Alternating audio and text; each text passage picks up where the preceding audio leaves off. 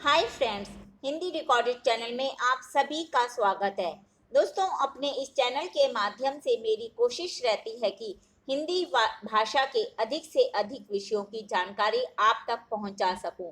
इसी श्रृंखला में हम गद्यांशों और पद्यांशों की सप्रसंग व्याख्या पर भी समय समय पर अपने इस चैनल के माध्यम से चर्चा करते रहते हैं। आज हम दोस्तों करेंगे कुछ काव्यांशों की सप्रसंग व्याख्या के विषय में। तो चलिए दोस्तों शुरू करते हैं अपना आज का अध्याय और करते हैं। आज के अध्याय में हम चंपू काव्य यशोधरा से अवतरित दो काव्यांशों की व्याख्या पर चर्चा करेंगे। साथ ही साथ अरे वरु नर्दी की कछार इसके काव्यांश के इस कविता से लिए गए एक पद्यांश की सप्रसंग व्याख्या पर भी चर्चा करेंगे। तो चलिए दोस्तों शुरू करते हैं अपना आज का अध्याय और पहला पद्यांश मैं पढ़ने जा रही हूँ।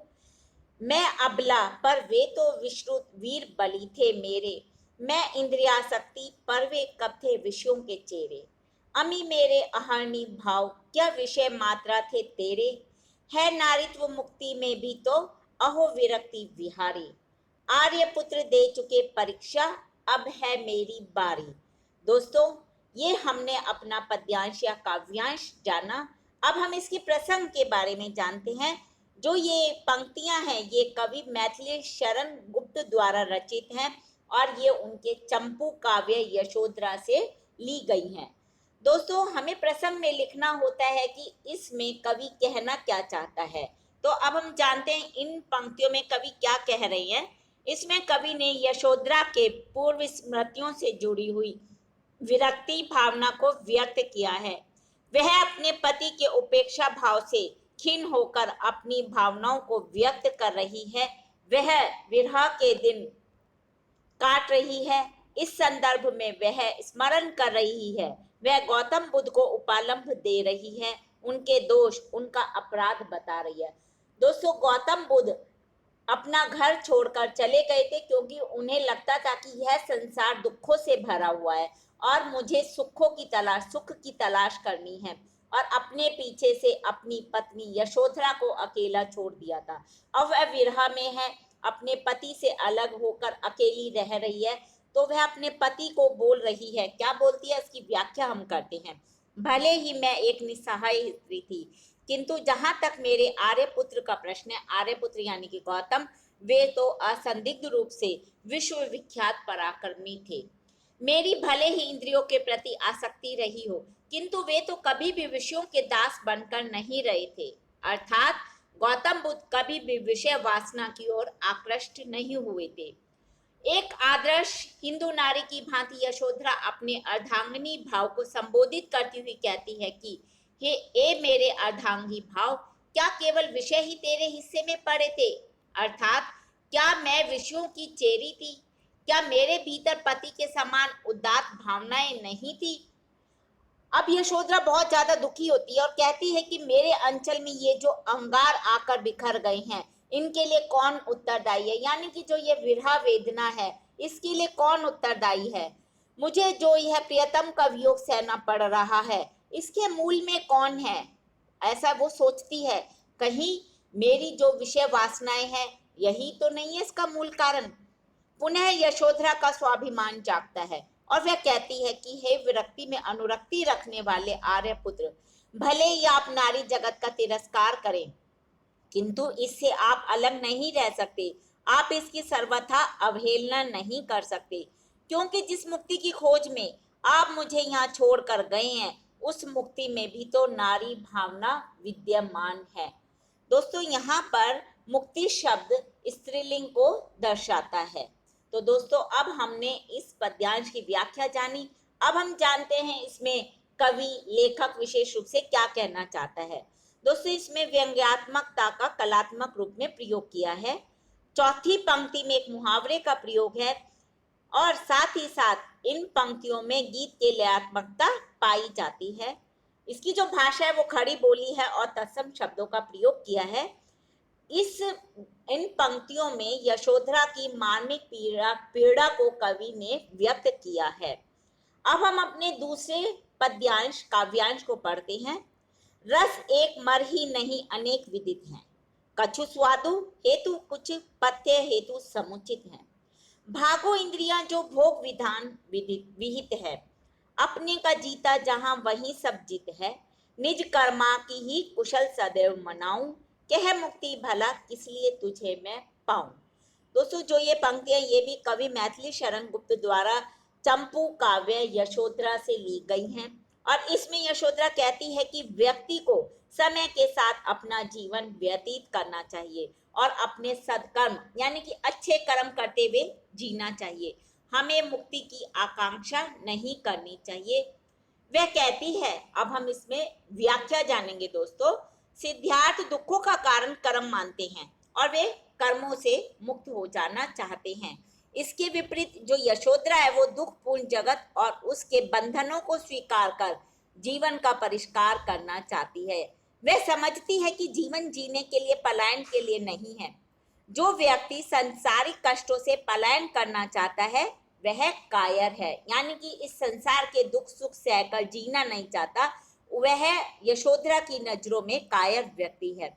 और गौतम की दृष्टि में संसार में केवल दुख ही दुख है, किंतु यशोधरा की दृष्टि में संसार में दुख का ही साम्राज्य नहीं है, बल्कि वह मानती है कि इस संसार में सुखों की भी सत्ता है। सुख दुख का समन्वित रूप ही तो संसार है। यहाँ दुख के बाद सुख भी आता है, यानी कि जो जीवन है वह सुख और दुख की आंख मिचौली है। जिस प्रकार हम जिह्वा का स्वाद बदलने के लिए कभी कुछ स्वाद लेते हैं, यानी कि अपना पथ बदलते हैं, उसी प्रकार संसार के सुख दुख भी सापेक्ष हैं, यानी कि सुख के बाद दुख आता है और दुख के बाद सुख आता है। दोस्तों, केवल सुख मन में ऊब उत्पन्न कर सकता है और सिर्फ यदि दुख आता है तो इंसान खींच जाता है। यदि हम संयम से जीवन भोग की लालसा में रत रहते हैं तो जीवन का आनंद हम उठा सकते हैं। जहां संयम नहीं है वहां जीवन विकृत हो जाता है। दोस्तों, जो दूसरों को जीतने से पहले अपने मन को जीत लेता है, यानी कि अपनी इंद्रियों की लगाम अपने हाथ में ले लेता है, वही सच्चा विजेता है। इंद्रियों की वासनाओं को वशीभूत कर उन पर नियंत्रण रखकर ही आत्मा की जीत होती है। इंद्रियों को वश में करने और आत्मशक्ति की विजय पताका फहराने के लिए सत्कर्म की आवश्यकता होती है, यानी कि हमें अच्छे कर्म करने होते हैं। सत्कर्म ही सफल जीवन का मूल है। अतः कर्म का त्याग हम किसी भी अवस्था में नहीं कर सकते। हमें यदि जीना है, इस संसार में हम आए हैं तो हमें अपने कर्म करने ही होंगे। सत्कर्म में आस्था रखने वाला पुरुष मोक्ष की इच्छा नहीं करता, वह तो केवल अपनी इंद्रियों से अपनी मुक्ति की अभिलाषा करता है। दोस्तों, मन पर नियंत्रण रखने और इंद्रियों को दमन करने में ही जीवन का वास्तविक सुख निहित है। और यशोधरा जो है वह धर्म कर्म करना चाहती है, उसके मन में मोक्ष को लेकर कोई चिंता नहीं है। दोस्तों, अब इस काव्यांश की व्याख्या तो हमने जान ली। अब हम इसमें विशेष तौर पर कवि या लेखक क्या कहना चाहता है वे भी जान लेते हैं। इसमें कवि ने प्रवृत्ति मार्ग का समर्थन किया है। इस काव्यांश में तत्सम शब्दों की प्रधानता है और लयात्मकता है। साथ ही साथ खड़ी बोली वाली भाषा का प्रयोग कवि ने किया है। कवि ने सत्कर्म पर ध्यान देने की बात कही है और साथ ही साथ मोक्ष के प्रति चिंतित ना होने की सलाह भी दी है। दोस्तों, अब हम अपना तीसरा पद्यांश, अंतिम पद्यांश जानते हैं। अरे वरुणा की शांत कछार, तपस्वी के विराग की प्यार, तुम्हारे कुंजों में तल्लीन दर्शनों के होते थे वाद। देवताओं के प्रादुर्भाव, स्वर्ग के बंधनों के संवाद, स्निग्ध तरु की छाया में बैठ परिषदें करती थी सुविचार। भाग कितना लेगा मस्तिष्क हृदय का, कितना है अधिकार। अब जानते हैं दोस्तों इसके प्रसंग के विषय में। जो ये अवतरण है वो जयशंकर प्रसाद की प्रसिद्ध कविता अरे वरुणा की शांत कछार से लिया गया है। इस कविता के कवि ने गौतम बुद्ध और बौद्ध परंपरा का गौरव गान किया है। यहाँ वरुणा नदी के कछार को एक आध्यात्मिक सौंदर्य का बड़ा ही सुंदर वर्णन हमें देखने को मिलता है। अब हम इसकी व्याख्या भी जानते हैं दोस्तों। प्रसाद वरुणा की कछार को संबोधित करते हुए कहते हैं कि हे वरुण की शांत कछार, तुम्हारे इन्हीं सुंदर कानन कुंजों में बैठकर अनेक बौद्ध विद्वान दर्शन से संबंधित विचार विनिमय करते थे, आपस में स्वस्थ चर्चा करते थे।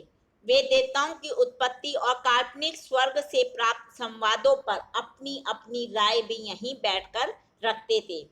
जो तुम्हारे ये मुलायम, मृदुल एवं मनोहर वृक्ष हैं, इनकी छाया के नीचे बैठकर बौद्ध परिषदों की अनेक सभाएं हुई हैं। इन सभाओं में बौद्ध विद्वान आपसी विचार वार्ता करते थे और उनकी चर्चा में जीवन भी शामिल होता था। वे इस बात पर भी चर्चा करते थे कि जीवन में हृदय का कितना प्रभाव होना चाहिए, साथ ही साथ बुद्धि को कहाँ तक स्वीकार किया जा सकता है, इस पर भी वे एक स्वस्थ चर्चा किया करते थे। दोस्तों, अब हमने इस पद्यांश यानी कि काव्यांश की व्याख्या के विषय में तो जान लिया। अब हमें जानना है कि इसमें कवि विशेष तौर पर क्या कहना चाहता है। पहला है कि परिषद करती थी सुविचार। जब कवि ये कहता है तो यह कहकर उन्होंने बौद्ध विहारों की लोकतांत्रिक चर्चा पद्धति की ओर संकेत किया है। स्वर्ग के स्वप्न में रूपक अतिशयोक्ति अलंकार का प्रयोग किया है। साथ ही साथ इस अवतरण में संस्कृत निष्ठ भाषा का सरस प्रयोग लेखक ने किया है। तो दोस्तों, ये हमने जाने आज के काव्यांशों की सप्रसंग व्याख्या के विषय में। हिंदी भाषा के और भी प्रमुख विषयों पर हम अपने आगे के अध्यायों में समय समय पर चर्चा करते रहेंगे, लेकिन उसे सुनने के लिए आपको मेरे इस चैनल को लाइक और सब्सक्राइब करना होगा। दोस्तों, आपके मन में कोई भी प्रश्न आता है तो आप मुझसे कमेंट बॉक्स में पूछ सकते हैं, मैं उसका उत्तर शीघ्र ही दूंगी। धन्यवाद दोस्तों, आपका दिन शुभ हो।